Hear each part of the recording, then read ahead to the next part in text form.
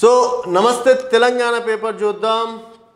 ఒక BRS party అధికార పత్రిక ఇంతకుముందు మరి చూసుకున్నట్టయితే ఎట్లాంటి అంటే ఓన్లీ తెలంగాణకు సంబంధించి కేసీఆర్, కేటీఆర్, కవిత, హరీష్ రావుల గురించి వార్తలు వేసేవారు. ఇప్పుడు మాత్రం వీరికి కొట్లాటలు కావచ్చు, మిగతా అన్నీ కనిపిస్తున్నాయని చెప్పేసి కూడా చెప్పుకోవచ్చు. ఈ సందర్భంగా ఒకసారి ఎలాంటి వార్తలు వేశారు మెయిన్ పేపర్లో చూసుకున్నట్టయితే, నేటి నుంచి మేడారం మహాజాతర, ఇది ప్రతి ఒక్క పేపర్లో వచ్చింది. సాయంత్రం గద్దెలపైకి సార్లమ్మ, ఆ వెంటే గోవిందరాజులు, పగడిగిద్దరాజులు, భారీ సంఖ్యలో తరలి వస్తున్న భక్తులు, ఇప్పటికే 60 లక్షల మంది మొక్కులు, 105 కోట్ల నిధులతో వసతులు, సీసీ డ్రోన్ కెమెరాలు, పోలీస్ శాఖ నిఘా, తపాలా శాఖ ద్వారా బంగారం మొక్కులు, భక్తులకు రవాణా, వైద్య పారిశుద్ధ సేవలు.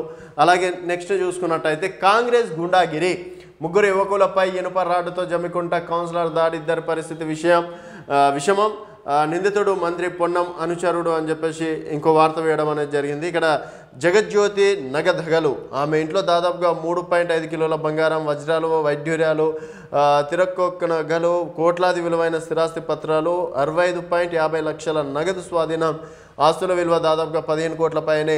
ఏసీబీ వలలో గిరిజన శాఖ అధికారి గుండె నొప్పి అంటూ హైడ్రామా, ఉస్మానియా దవాఖానాలో చికిత్స, నేడు రిమాండ్కు తరలింపు.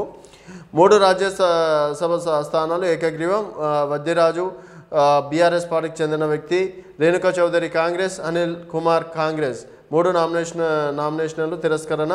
ఎన్నడూ జై తెలంగాణ అనని వ్యక్తి, అమరులకు నివాళులర్పించని వ్యక్తి మనకు ముఖ్యమంత్రి అంటూ షాద్నగర్ సభలో హరీష్ రావు చెప్పడం అనేది జరిగింది. అలాగే ఇక్కడ కూడా జాతీయ రహదారిగా 6R దక్షిణ భాగం అని చెప్పేసి కూడా ఇక్కడ కూడా వార్తలు వేశారు. అన్నారం